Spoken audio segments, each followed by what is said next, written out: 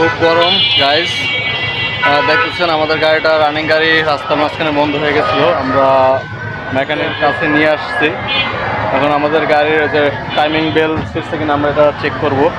Timing বেলের জন্য নিয়ে আসছি। আমাদের বুলেট ভাই কাজ করতেছে। ভাই অনেক এক্সপিরিয়েন্স, 2 বছর ধরে কাজ করতেছে এই সম্পর্কে, অনেক কিছু জানে। আপনারা চাইলে বুলেট ভাইয়ের কাছ থেকে কাজ করে নিতে পারেন। আমাদের চিলক্সের বা স্বপ্নের সামনে হচ্ছে আমাদের ভাইয়ের গ্যারেজ। আপনারা চাইলে এখান থেকে যাবতীয় ইঞ্জিনের কাজ, এসির কাজ, গাড়ির যাবতীয় কাজ কিন্তু করাই নিতে পারেন। আমাদের ছোট ভাই বুলেট ভাই, সে কিন্তু অনেক দক্ষ। এখানে 2-3 বছর যাবত এখানে কাজ করতেছে। দেখতেছেন যে কত সুন্দর নিখুঁতভাবে সে তার হাতের কারুকার্য, সে কিন্তু আমাদের টাইমিং বেল খোলার জন্য যত নাট আছে সবগুলোই খুলতেছে। আপনারা আমাদের সাথে থাকুন এবং দেখতে থাকুন যে আমাদের গাড়ির কি সমস্যা হচ্ছে। আমরা জানবো, আস্তে আস্তে জানবো ইনশাআল্লাহ।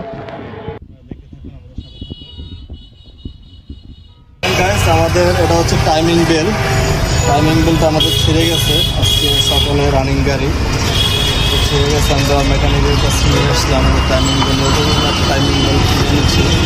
এখন নতুন টাইমিং বেলটা অ্যাডজাস্ট করা সুন্দর। আর এটা কিন্তু দেখছেন ছিঁড়া, এটাকে একটু লাড়া দিব আর চাবিটা একটু ঘুরান দিব, এসিসিতে চলে যাবে। দেখেন, তারপর অনে চলে যাবে। অনে যখন চলে যাবে তখন ড্যাশবোর্ডে লাইন চলে আসবে।